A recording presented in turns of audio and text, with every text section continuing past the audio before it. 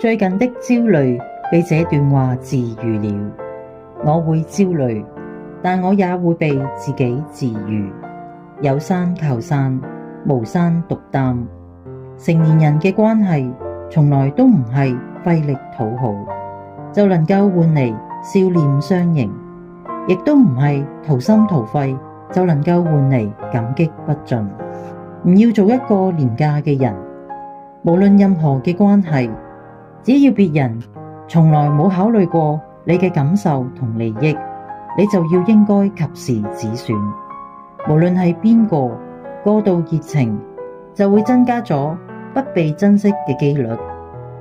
要做返嗰個溫柔、清純、樂觀、理智、豁達、勇敢嘅自己。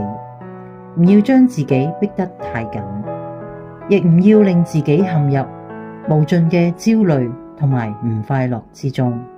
唔要去糾結一啲冇答案嘅事，以及冇結果嘅人。要放過自己，唔要同過往過唔去，因為佢哋已經過去。唔要同現實過唔去，因為你仲未捱過去。來者要識，去者要放，走唔出自己嘅執念，去到邊度你都係囚徒。千祈唔好令自己煩惱同埋焦慮，摧毀咗你本來就已經唔多嘅熱情。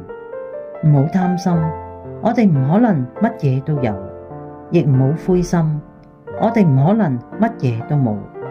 願你我都能夠珍惜當下，勇敢面對生活嘅點點滴滴。